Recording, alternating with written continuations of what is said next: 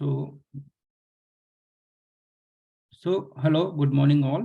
Today we are going to start with log shipping. So log shipping मैंने जैसे कि last lecture में आपको बताया था कि एक बहुत लाइट वेट HA सॉल्यूशन है, बट इसमें ह्यूमन इंटरवेंशन चाहिए होता है।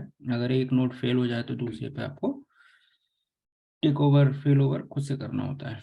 ठीक है, सो पहले हम समझते हैं कि क्या होता है लॉग शिपिंग। ठीक है, तो क्या होता है, maintain a copy of single database. एक डेटाबेस की कॉपी रखता है वो लॉग शिपिंग के केस में। तो आपके पास जैसे सपोज करो आपने ए डेटाबेस है, उसकी लॉग शिपिंग कॉन्फ़िगर करना है तो उसकी कॉपी मेंटेन करता है। आप चाहो तो सेकेंडरी रिप्लिका भी एक से ज्यादा बना सकते हो। ठीक है, दूसरा ये आपका डिजास्टर रिकवरी में हेल्प करता है। डिजास्टर रिकवरी का मतलब आपने एक कॉपी यहाँ रख दी, सपोज करो डेटा सेंटर 1 में, दूसरी कॉपी आप दूसरे डेटा सेंटर 1 में लॉग शिपिंग के थ्रू कर सकते हैं। तो as name suggest log shipping, log जो होता है ना, ट्रांजेक्शन्स लॉग, उसको एक नोड से दूसरे नोड पर ले जाता है, उसके थ्रू डेटा इंटेक्ट हो रहता है। ठीक है, प्लस हम चाहें तो लॉग शिपिंग में दो मोड होते हैं, स्टैंड बाई वाला मोड होता है, दूसरा हम इसमें क्या कर सकते हैं, सेकेंडरी नोड से रीड भी कर सकते हैं। तो मतलब उसको प्राइमरी नोड की जगह सेकेंडरी नोड से भी हम चाहें तो डेटा रीड कर सकते हैं। दूसरा, इसको हम कई बार माइग्रेशन के पॉइंट ऑफ व्यू से भी यूज करते हैं। तो कई बार क्या होता है कि जैसे सपोज करो हमें मिनिमम ऑफ डाउन टाइम चाहिए, मतलब हम चाहते हैं कि 10 TB का डेटा है और हमें इसे माइग्रेट करना है एक नोड से दूसरे नोड पे। माइग्रेशन का मतलब कि फेल वो करना है, जिसको आप कह लो अब एक सर्वर से दूसरे सर्वर पे। तो उस केस में हम लॉग शिपिंग का भी इस्तेमाल करते हैं। तो कैसे कर सकते हैं वो हम डिस्कस करेंगे, बताएंगे वो सिनेरियो भी।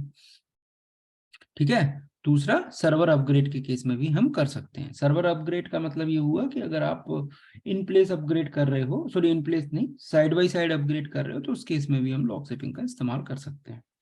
तो इन सारे कीवर्ड्स का मतलब ये हुआ कि माइग्रेट और अपग्रेड का मतलब ये हो गया कि सपोज करो आपके पास आपका एप्लीकेशन का कट ओवर है और आपके पास 10 TB डेटा है। आपने क्या किया कि डेटाबेस को बैकअप लिया और उसको दूसरे नोड पे जहाँ पे आपको माइग्रेट करना है वहाँ पर रिस्टोर कर दिया। ठीक है, उसके बाद आपने बीच में लॉग शिपिंग स्टेबलिश कर दी दोनों के बीच में। उससे क्या होगा कि आपका डेटा बहुत लिमिटेड टाइम के लिए, मतलब थोड़ा सा ही लैग रहेगा, इतना नहीं है कि आपको पूरे डेटा रिस्टोर करना पड़ेगा या पूरे डेटा उठा के करना पड़ेगा। तो आप जब एप्लीकेशन का कट ओवर होगा तो आप एप्लीकेशन को स्टॉप करोगे, उसके बाद एप्लीकेशंस को फटाफट लॉग शिप कर दोगे नए नोड पे और फिर स्टार्ट कर दोगे। तो मतलब बहुत कम टाइम में आपको माइग्रेशन करने का फील हो जाएगा। ये लॉग शिपिंग के थ्रू हम अचीव कर सकते हैं। फिर बाद में लॉग शिपिंग हटा दो, कोई प्रॉब्लम नहीं है।